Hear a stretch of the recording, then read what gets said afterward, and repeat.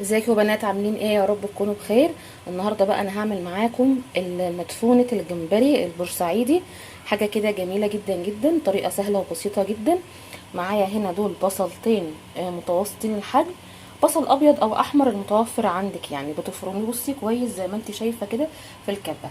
ومعايا الجمبري ده طبعا متقشر ومغسول ونضيفه زي الفل.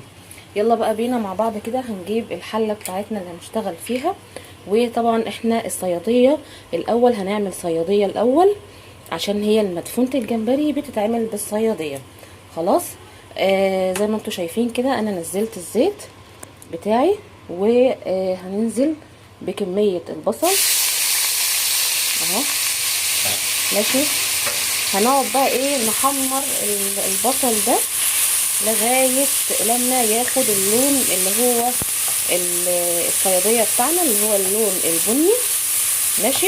هنفضل بقى نقلب فيه نقلب فيه لغايه ما ياخد اللون معاك. خلاص، صلوا كده على النبي واعملي سبسكرايب للقناه، وخليكم معايا ان شاء الله لنهايه الفيديو، هيعجبكم بامر الله. بصي، هتفضلي بقى بالسكيوله كده تقلبي بقى البصل لغايه زي ما بقول لك كده يبقى مدينا اللون البني اللي هو بتاع الصياديه اللي هنعمل بيها المدفونه.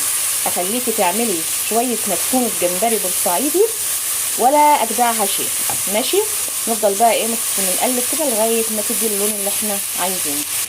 بصي بدأ لونه يغير ازاي، بدأ هو هياخد اللون البني، بس طبعا لسه ايه عايز يغمق بس شويه. ماشي كده. خلاص ايه الصياديه بتاعتنا جاهزه.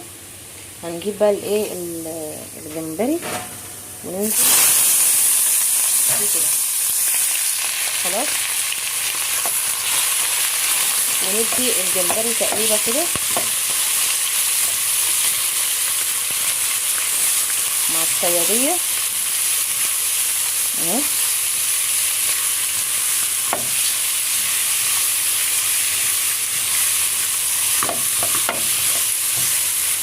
ماشي. وننزل بقى ايه بالبهارات بقى بتاعتنا. هوريكم البهارات. بصوا، ملح، ملح وفلفل وكمون وشويه بهارات تركي وحاجه بسيطه كده ايه من الشطه. خلاص. ماشي. قلبناهم مع بعض مع البهارات كده اهي. خلاص.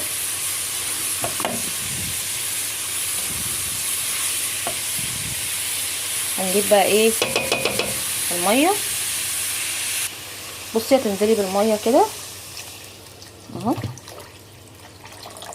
بس كده ما تكتريش علشان العقد بتاعك الرز بتاعك ما يبقاش سايح، عشان دي حلاوتها. يبقى الرز ايه مفلفل كده وجميل. خلاص. هنسيبها طبعا ايه تاخد حوالي 10 دقايق كده. ما تكتريش عن 10 دقايق عشان الجمبري ما يتهريش منك. خلاص. هنغطيها.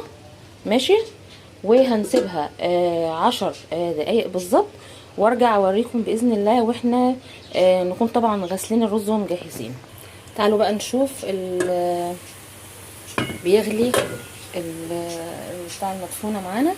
بصي اول ما تبدا تغلي كده معاكي تسقطي فيها الرز على طول، علشان الجمبري ما يتهراش. ماشي اهو. بصوا، اللهم صل على سيدنا محمد. حاجه كده ايه عظمه عظمه عظمه عظمه. ماشي. هنسيبها بقى لما العقد ده بتاعها يتشارب، وهوريها لكم طبعا. انا ماشيه معاكي خطوه بخطوه اهو عشان تعمليها مظبوطه. بصوا كده خلاص هي بدات اهي اتشربت اهي خالص. ماشي زي ما انت شايفه كده. هتسيبيها بقى ايه حوالي يعني ايه يعني اقل من نص ساعه كده. اول ما الرز معاكي يبدا يستوي ايه تروحي ايه طافيه ايه عليها. خلاص. وهوريها لكم برضو باذن الله شكلها النهائي في نهايه الفيديو بامر الله. المدفونه الجمبري العسل اهي. بصوا ما شاء الله، شايفين حاجه كده عظمه. بصوا الجمال. بصوا، وعملت جنبها شويه سلطه طماطم وخيار ماشي. يا رب كده يكون الفيديو عجبكم. جربوا ان شاء الله. طبعا مدفونة الجمبري البورسعيدي دي حاجة كده عظمة. مدفونة جمبري على اصولها يعني. حطي بقى اللايك واعملوا سبسكرايب للقناة، وهستنى كومنتاتكم وتعليقاتكم الجميلة. اسيبكم بقى في رعاية الله.